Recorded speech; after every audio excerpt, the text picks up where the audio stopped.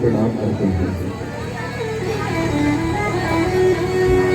स्थान देवता, ग्राम देवता, नगर देवता, कुल देवता, इष्ट देवता, पितृ देवता, ज्ञाता ज्ञात समस्त देवी देवताओं का आवाहन करते हुए उनके श्री चरणों में कोटि कोटि प्रणाम करते हुए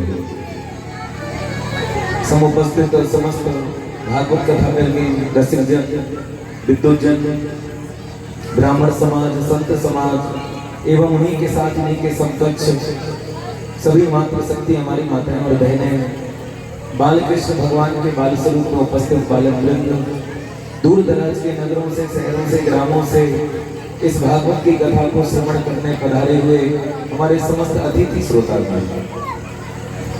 बाल कृष्ण भगवान के बाल स्वरूप में उपस्थित बालक वृंद, मंचासीन विराजमान सभी मुख्य यजमान, सभी संगीत के आचार्यगण, मित्राचार्यगण एवं श्रीमद् भागवत कथा कमेटी के सदस्यगण, जहाँ तक हमारी आवाज पहुँच रही है, ज्ञाता ज्ञात सकल जड़ चेतन चराचर जीवों में अपने इष्ट का, अपने आराध्य उन्हीं की अनेक अनेक आकृतियों इस स्मरण करते हुए आप सभी को इस व्यासपीठ से हृदय से हमारा राधे राधे। एक बार जोर से बोलिए, फिर से कहिए, परम मंगल में वैष्णव संतों का ब्रह्म श्रीमद् भागवत महापुराण, उन आनंद कंद यशोदानंद राधा मुकुंद, राधा रमण माधव, निराकार निर्विकार निर्विकल्प चिदानंद सच्चिदानंद परमानंद और अनंतानंद परब्रह्म परमेश्वर भगवान बालकृष्ण की बांधवी कृति स्वरूप श्रीमद् भागवत महापुराण को मेरा कोटि कोटि वंदन, कोटि कोटि नमन। पुनः अपने मनोवाणी को उन्हीं प्रसंगों में लेकर चलते हैं जहां पर कल रात्रिकालीन बेला में इस व्यासपीठ से हम सभी मिलकर भक्त 7 दिन में मृत्यु का श्राप दिया है। राजा परीक्षित के आयु के मात्र 7 दिन शेष बचे हैं। अपने पुत्र जन्मेजय को राजगद्दी पर बिठाकर स्वयं गंगा नदी के तट पर जाकर आसन लगाकर बैठ गए। और जब संत महात्माओं को पता चला कि राजा परीक्षित को 7 दिन में मरने का श्राप लगा है, सभी संत महात्मा दौड़े दौड़े चले आए। राजा परीक्षित ने एक प्रश्न किया कि हे गुरुदेव, मेरी मानस किम कर्तव्य है? जल्दी मरने वाले व्यक्ति को क्या करना चाहिए? जिसका मरण नजदीक हो वह क्या करता है? लेकिन किसी के पास इस प्रश्न का सही उत्तर नहीं था। लेकिन प्यारे उत्तरा में भगवान कृष्ण से ऐसा वरदान मांगा था कि जब जब मेरे बालक पर कोई कष्ट आए तो हे परमात्मा आप उसकी रक्षा करने के लिए आना। और जब दुष्ट अश्वत्थामा ने उत्तरा के गर्भस्थ शिशु राजा परीक्षित पर ब्रह्मास्त्र को छोड़ा, तब हमारे भगवान श्री कृष्ण अंगुष्ठ मात्र रूप लेकर शंख चक्र गदा पद्म लेकर उत्तरा के गर्भ में जाकर राजा परीक्षित की रक्षा करे हैं। लेकिन आज राजा परीक्षित को मारने के लिए कोई शस्त्र नहीं, कोई अस्त्र नहीं, कोई हथियार नहीं, बल्कि एक संत की वाणी रूपी श्राप है। तो वाणी रूपी शस्त्र से रक्षा करने के लिए आज साक्षात भगवान ने सुखदेव को वाणी रूपी रक्षा कवच भागवत लेकर भेजा है। लिखा है कि तत्नाभवर भगवान व्यास पुत्रो अलक्ष्य लिंगो निजलाभ तुष्टो। प्यारे साक्षात भगवान ही व्यास पुत्र सुखदेव के रूप में पधारे। बोली श्री सुखदेव भगवान की। और राजा परीक्षित ने कहा कि आप मेरे प्रश्न का उत्तर दें, जिसका मरण नजदीक है वह क्या करें? सुखदेव मुस्कुराकर बोले, हे राजन, अगर मरण नजदीक है तो मरण में आधा सांस लगाएं, क्या बनेगा? बोले इस मरण अर्थात प्रभु का चिंतन करें। अच्छा एक बात कहें, चिंता चिता समान। अच्छा जीवन में अगर कभी आप चिंता करेंगे तो चिता की ओर जाएंगे, और अगर मेरे जीवन में कभी टेंशन, परेशानी, आपत्ति, विपत्ति है तो हमें चिंता नहीं करनी है, बल्कि प्रभु का चिंतन करना है। कितनी सुंदर बात। जीवन में अगर चिंता करोगे तो चिता की ओर जाओगे, और प्रभु के चरणों का चिंतन करोगे तो चित्तौड़ की तरफ जाओगे। एक बार जोर से बोलो।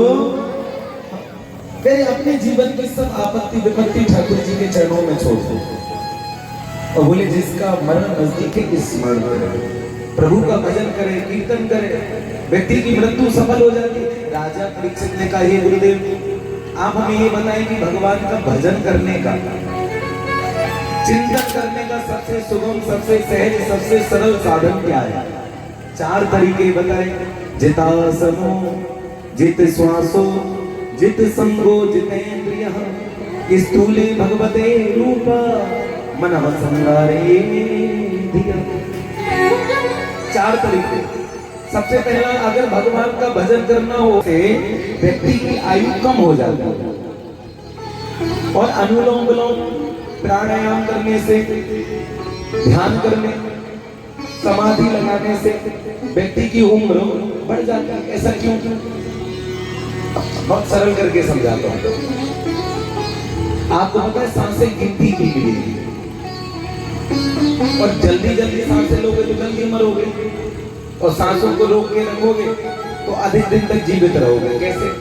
जैसे अगर मैं आपको 100 रुपए के सिक्के दे दूं, एक आपने आज फेंका, कल फेंका, परसों फेंका, तो 100 दिन में खत्म, या आप फेंकते गए तो 1 दिन में खत्म। लेकिन अगर 100 रुपए के सिक्के दिए, एक आपने आज फेंका, एक कल, एक हफ्ते बाद, एक महीने बाद, एक साल बाद, तो कितने दिन तक चल जाएगा? बहुत दिन तक। और आप देखें सांसें गिनती की हैं। और जो व्यक्ति नशा करता है तो नशा करने वाले व्यक्ति की सांसें तेज तेज चलने लगती हैं, और जल्दी जल्दी सांसें लोगे तो जल्दी मरोगे। और आध घंटे के लिए प्राणायाम किया, अनुलोम किया, विलोम किया, सांसों पे नियंत्रण किया, सांसों को रोका, तो आधा घंटे की आयु बढ़ गई। तो जित श्वास, अपनी सांसों पे नियंत्रण कर। जित संगो, अपने संग पे ध्यान करें, तो आसन पर बैठे, प्राणायाम करें, और संगत पर ध्यान दें कि कैसे लोगों के साथ रहते हैं। और चौथा, जितेंद्रियः, इंद्रियों का, इच्छाओं का दमन करें। देखो पहले एक बात कहें, हमारे प्राचीन समय का एक नियम था, संतों ने ऐसा बताया, सरस्वती शिशु मंदिर में आज भी पढ़ाया जाता है कि जब प्रातः कालीन बेला में आपकी आंख खुले तो सबसे पहले क्या करें? बोले अपने कर कमलों का दर्शन करें। कराग्रे वस्ते लक्ष्मी, कर मध्य सरस्वती, कर मूले तु गोविंदा, प्रभाते कर दर्शनम। ऐसे हाथ करके माथे पर रखें, करके अग्रभाग में लक्ष्मी, मध्य में सरस्वती, मूल में गोविंद है। लेकिन प्रभाते कर कमलों का दर्शन नहीं करेंगे। बोले प्रभाते कप दर्शनम, पहले चाहिए चाय, फिर नीचे आएंगे।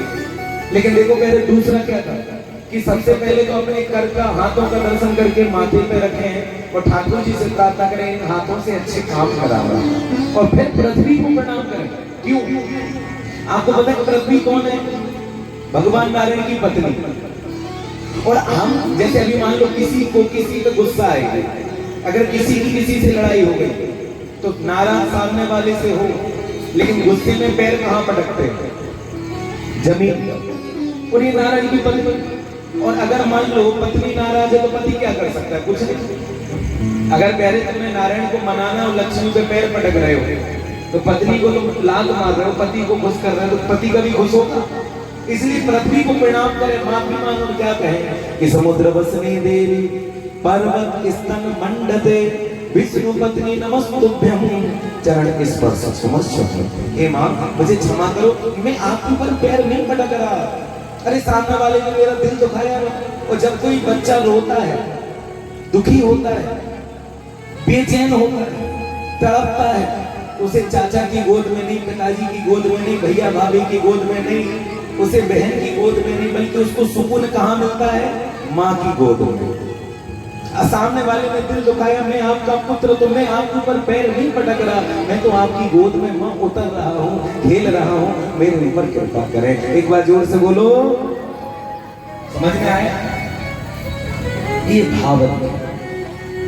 लेकिन आजकल व्यक्ति क्या करते हैं? एक और बात बताएं, प्राचीन समय में जो नियम था, जब संत महात्मा उठते थे तो सुबह 4 बजे उठ के पता है क्या करते थे? स्नान करते थे, फिर प्रभु का ध्यान करते थे, फिर हनुमान चालीसा, दुर्गा चालीसा, शिव चालीसा, राम कथा, भागवत का, दुर्गा सप्तशती का पाठ करते थे, गीता पढ़ते थे।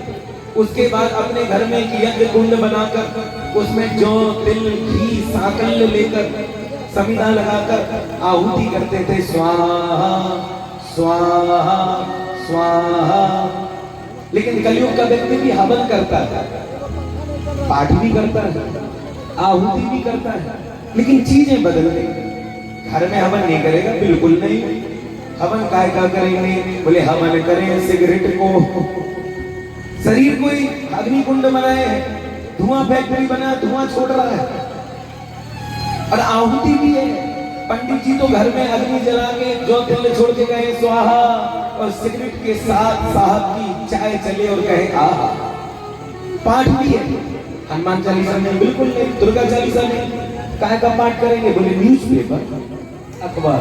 सुनिएगा कि हवन करें सिगरेट को, आहुति चाय के घूट, और पाठ करें अखबार को, जे कलयुग के भूत। एक बार जोर से बोलो। प्यारे, अखबार पढ़ने का टाइम है, लेकिन हनुमान चालीसा नहीं पढ़ते। और प्यारे, जीवन में अष्ट सिद्धि नवनिधि के दाता। अगर कोई हनुमान चालीसा का पाठ करता है ना, उसे 8 सिद्धि और नवनिधि प्राप्त होती है। जो 7 बार पाठ कर कोई छूटे बंदी महासुख होए। अगर कोई एक दिन में 100 बार हनुमान चालीसा का पाठ करता है ना, तो मेरे वो समस्त दुनिया के बंधनों से मुक्त होकर परमात्मा के चरण में जाकर और परम सुख के परम आनंद में गोता लगाता है। तो अपनी इंद्रियों इच्छाओं का दमन करें। और एक बात कहूं प्यारे, इच्छा कभी किसी की पूरी नहीं होती। आज से ना 50 साल पहले अगर किसी को शादी में रेडियो और साइकिल मिल जाए, खुश हो जाता है। एक जोड़ी बैल मिल जाए, बैलगाड़ी मिल जाए, खुश हो जाता है। समय बदला, लोगों को फिर क्या चाहिए? शादी में बोली स्कूटर, फिर बोले हीरो होंडा, अब उस पर बारिश और धूप लग रही है, मारुति 800, फिर बोले डिजायर, अब तो डिजायर ही डिजायर, अब तो चाहिए BMW, ऑडी, अब फरारी। पुराने समय में प्यारे ये रुपया नहीं चलता था। 100, 500, 2000 तो बात की बात है, आना, पैसा, ढेला, ये चलता था। और व्यक्ति 1 रुपए में ना पूरा मार्केट करके आता था, और उसमें से भी 50 पैसा बच जाता था। लेकिन आज देखो, व्यक्ति को 500 दे दो वो भी कम है। इसलिए तो मुझे कभी कहना पड़ता है, चाहे देखो कहां से कहां तक जा रही है, और फिर भी व्यक्तियों को शांति नहीं कि चाहे पैसों से आनों में आने लगी, चाहे आनों से रुपया बनाने लगी, चाहे रुपयों से नोट कमाने लगी, चाहे नोटों से बंगला बनवाने लगी, चाहे बंगले में मोटर ले जाने लगी, चाहे मोटर से होटल ले जाने लगी, चाहे होटल में बोतल खुलवाने लगी, चाहे क्या क्या न करती कराती रही, चाहे पाली जिन्होंने वो पीले हुए, चाहे छोड़ी जिन्होंने वो रसीले हुए, चाहे जर से जुड़ी जीवन जरा हो गया, चाहे हरि से जुड़ी जीवन हरा हो गया। हम चाहे कृष्ण को ये सदा चाहिए, पर हमारे कृष्ण चाहे ले हमें, तो इस दुनिया से प्यारे अब क्या चाहिए? एक बार जोर से बोलो। और प्यारे, चाहे कभी भी समाप्त नहीं होती। अगर किसी व्यक्ति को कितना भी मिल जाए, उसको फिर भी लगता है कि कम है, क्योंकि इच्छाओं को प्यारे कभी कोई मार ही नहीं पाए। इसलिए से प्यारे, और एक बात है, बुरा मत मानो। आजकल हमारे पास लोग आते हैं, हमसे आके कहते हैं महाराज जी बड़े दुखी हैं, भगवान ने हमें कुछ दिया ही नहीं। हाँ, कहते हैं महाराज बड़े कंगाली चाहिए, कुछ है ही नहीं, हाँ भगवान की कृपा ही नहीं हो रही। हम एक बात कहें, अरे भगवान ने आपको जितना दिया, इतना संसार में तुम्हें कोई नहीं दे सकता। एक सज्जन हमारे पास आकर बोले महाराज भगवान ने हमें कुछ नहीं दिया। मैं तो सोचो, भगवान ने तुझे करोड़ों की संपत्ति दी, लेकिन तेरे से हिसाब नहीं किया। बोले कैसे? हमने कहा एक काम कर, तुझे कितने की जरूरत? बोले 1 लाख की। हमने कहा एक काम कर, मेरे से 2 लाख रुपए ले जा, लेकिन बदले में अपनी 1 आंख दे दो। एक बार जोर से बोलो, कोई अपनी 2 लाख रुपए में आंख दे देगा? हमने कहा एक काम कर 10 लाख रुपए ले ले, दोनों आंख दे दे। बोला अरे महाराज पागल हो गए। हमने कहा एक काम कर अपनी एक टांग दे दे, 1 लाख रुपए ले ले, हाथ दे दे। हमने कहा एक काम कर 50 लाख ले ले, अपना दिल दे दे। वाले स्कूटर वाले को दे, अगर स्कूटर से जा रहे हो तो साइकिल वाले को दे। अगर मान लो कह रहे इतनी कंगाली है साइकिल से जा रहे हैं, तो किसी ऐसे व्यक्ति को देखो जो पैदल जा रहा है, जिसके पास साइकिल भी नहीं है, तुम्हें लगेगा वो मेरे पास तो साइकिल है। अगर मान लो कह रहे तुम्हारे पास साइकिल नहीं है, पैदल जा रहे हो, तो ऐसे व्यक्ति को देखो वो जिसके पैर में जूता डालता है, इतना गंदा। ऐसे बहुत सारे लोग मिले। और अगर मान लो तुम्हारे पास इतनी कंगाली है कि पैर में जूता भी नहीं है, तो ऐसे व्यक्ति को देखो पहले जो लंगड़ा है, जिसकी टांग नहीं है, तुम्हें लगेगा वो भगवान के 2 पैर भी, जूता नहीं है तो कोई बात नहीं, इसकी टांग ही नहीं है। और अगर मान लो तुम्हारी टांग भी नहीं है, एक पैर टूटा है, तो ऐसे व्यक्ति को देखो जिसकी दोनों टांगें खराब है। एक बार जोर से बोलो, जीवन में पहले इतना कुछ है, लेकिन हम लोग करते हैं हमेशा अपने से बड़ों को देखो। तो पहले जीवन में हमेशा अपने से नीचे लोगों को देखो, उससे आपको सुकून और शांति मिलेगी और तुम्हें लगेगा अरे भगवान ने बहुत कुछ दिया। एक बात कहता है, एक संत जी थे, उनकी प्रतिदिन भगवान से बात होती थी। एक बार जोर से बोलो, राधे राधे। उनकी प्रतिदिन ठाकुर जी से बात हुआ करती थी। एक भक्त एक दिन आया, उनसे बोला महाराज जी, बोले हाँ। बोले आज अगर आपकी भगवान से बात हो ना, तो भगवान से कह देना आप कुछ ना दे, इतना देगा, इतना तो दे दिया, नहीं चाहिए, मना कर देना। भगवान बोले ठीक है कह देंगे। 1 घंटे बाद एक व्यक्ति और आया, वो उसने पता है आकर क्या कहा, अरे महाराज भगवान से बात हो तो कम से कम इतना तो कह देना कि मुझे कुछ तो दे, कुछ दे ही नहीं रहा। एक बार जोर से बोलो। एक ने आकर कहा कि भगवान से कह देना कुछ ना दे, और एक ने कहा कि कुछ तो दे। अब सुनना, जब उन्होंने सायंकालीन बेला में प्रभु का चिंतन किया, स्मरण किया, ध्यान लगाया,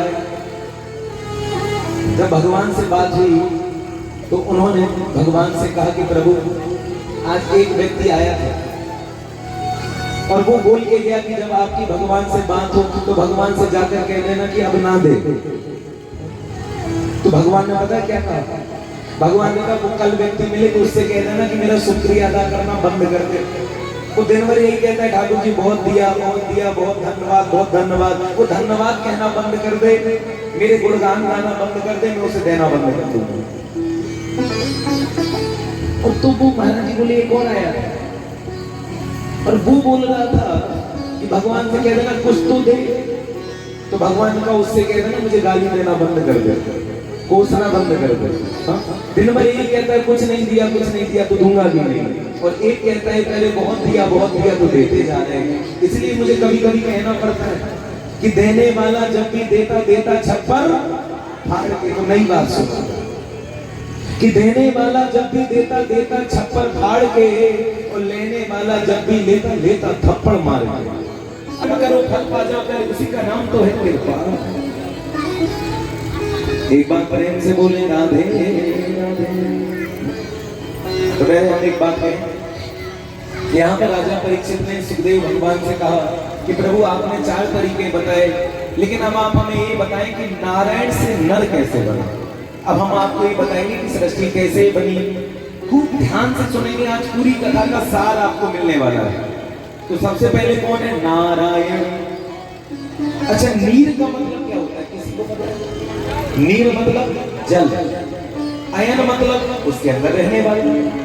तो नार प्लस अयन, नारायण।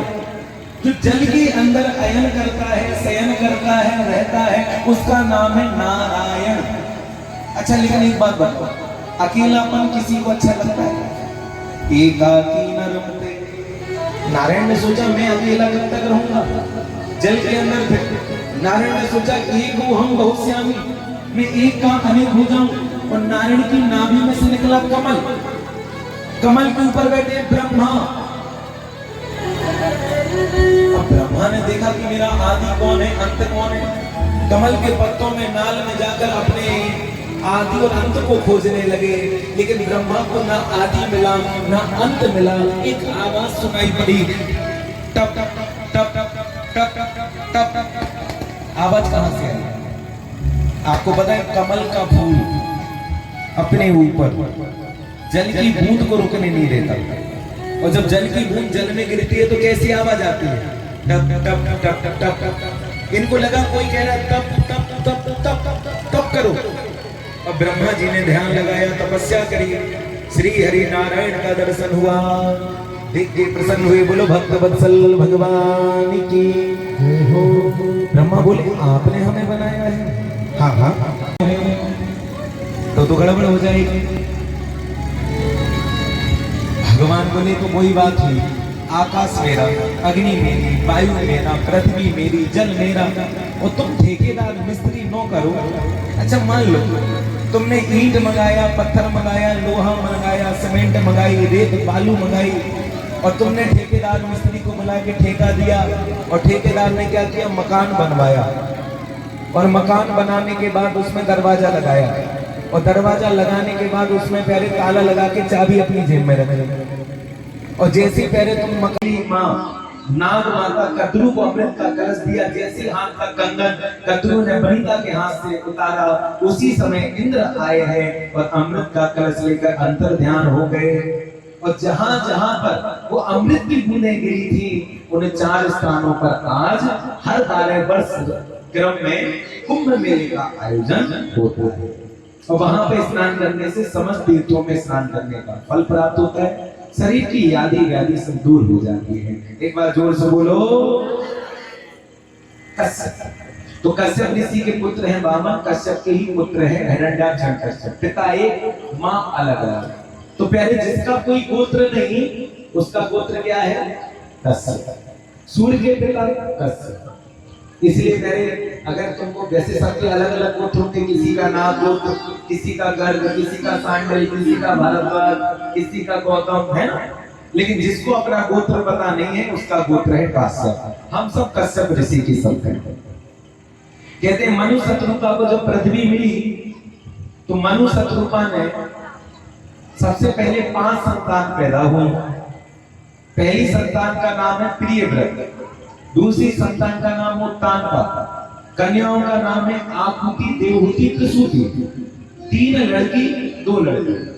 ध्यान से सुनना, जो इनकी सबसे पहली कन्या है जिसका नाम है देवहूति, देवहूति का विवाह हुआ था कर्दम ऋषि के साथ, और इन्हीं के घर में कपिल भगवान प्रकट हुए। अच्छा कर्दम किसे कहते हैं? कर्दम जो अपने करने पे विश्वास रखता है, पहले उसका नाम है कर्दम। कर का अभिप्राय होती है इंद्रियाएं, दम का अभिप्राय होता है दमन। जिसने अपनी इच्छाओं का दमन कर दिया पहले उसका नाम है कर्दम। ध्यान से सुनना, कर्दम ऋषि ने 82,000 वर्षों तक साधना करी। 82,000 वर्षों के बाद आंख खुली, नजर पड़ गई एक पति पत्नी पर। बाबा की बुद्धि बिगड़ गई। बाबा को लगा हम भैया शादी करते तो हमारी भी सुंदर सी पत्नी होती, घर जाते हाथ पांव दबा देती, भोजन करा देती, लेकिन हम बन गए बाबा दिन भर करे भोजन, रात में बनाए, दिन भर करे भजन और रात में बनाए भोजन। अच्छा संतों को अगर कोई चीज चाहिए तो संत जी किससे मांगते? भगवान से। और अब की बार 42,000 वर्षों की समाधि लगाई, इसलिए भगवान शादी हो जाए, दुल्हन मिल जाए, पत्नी आ जाए, भगवान भी मन ही मन मुस्कुरा रहे। देखो इन बड़ों महाराज को बुढ़ापे में शादी करनी, क्योंकि 80 और 40 कितने हो गए? 1,20,000 वर्षों की समाधि, बूढ़े हो गए, लेकिन शौक है। अच्छा आदमी का अपना अपना शौक भी होता है।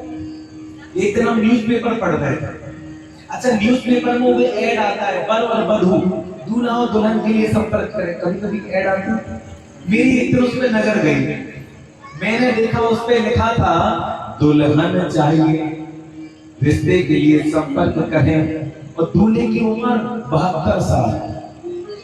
तो नीचे लिखा दुल्हन चाहिए, रिश्ते के लिए संपर्क करें। मेरे मन में आया इस नंबर पे टेलीफोन लगा के बोल दो कि बेटा 72 की उम्र में लेने को रिश्ते नहीं बल्कि भगवान के फरिश्ते आते हैं, तुम उनका इंतजार करो, तुम रिश्ते के लिए बैठे हो। शौक है। भगवान आए, करदम से बोले ऋषि, करदम आंखें खोलो, क्या चाहिए? अब कैसे कहें कि हमें शादी करनी, शर्मा गए। भगवान बोले क्या? भूल नहीं मारे कि प्रभु मैं शादी कर रहा हूं, बड़े हो गए। तो ये पुराने समय के बच्चे, 10:15 एक बार जोर से बोलो, ये पुराने समय के बच्चे। अगर पुराने समय में माता पिता लड़का और लड़की की शादी की चर्चा करते थे तो लड़का लड़की सम्मान के घर के अंदर भाग जाते। और आजकल के बच्चे इतने डेंजर, अगर माता पिता 16-17 साल तक शादी की चर्चा न करें तो वही एक दूसरे को लेकर बाहर भाग जाते हैं। और फिर पूरा खानदान ढूंढता गए किधर, फिर टेलीफोन आता है, हमारी शादी तो हो गई, तो मैं आ रहा हूं, तो आ जाओ, मतलब कोई जरूरत नहीं। एक बार जोर से बोलो। लेकिन एक बात है, हमने पहले दिन बताया कि शादी के पहले अगर करोगे मुलाकात तो शादी के बाद चलेंगे मुक्का उल्लाह और फिर हो जाएगा तुम्हारा तलाक। एक बार जोर से बोलो। अच्छा, पुराने समय में दादी नानी के समय में तलाक नहीं होते थे। पहले पता है, पुराने समय में लड़की देखने कभी लड़का और लड़की खुद नहीं जाते। कौन जाता था? दादाजी, पिताजी, दादी, नानी, माँ। अच्छा, तुमने देख लिया रिश्ता पक्का। और पता है लड़का पहली बार लड़की को कहाँ देखता था? सीधा विवाह मंडप में, और ऐसे नहीं देखता था। आज है शर्म है, पता है कहाँ देखता था? जो पैर को धुलने के लिए परात आती थी, उस परात में जो पानी भरा रहता था, दूल्हा तिरछी आंख करके उसमें देखता था दुल्हन का चेहरा, गोरी है कि काली है। वो पानी में भी पता चल जाता था कि अमावस्या का चांद काली है कि पूर्णिमा का चांद गोरी है। पर आजकल तो भैया जी लड़का लड़की खुद जाए, पर मेकअप में गेटअप चेंज हो जाए, पता न चले कि अमावस्या की काली रात का पूर्णिमा में बदल जाए। और हमें तो लगता है अगर किसी दिन दुल्हन की विवाह के बाद विदाई के समय अगर बारिश हो गई और दुल्हन का अगर मेकअप धुल गया तो लड़का कहे, ओ तेरी तू कब आई, तू कहाँ छिपी थी? खतरनाक आजकल मेकअप चल रहा। हम तो कहते हैं दुल्हन का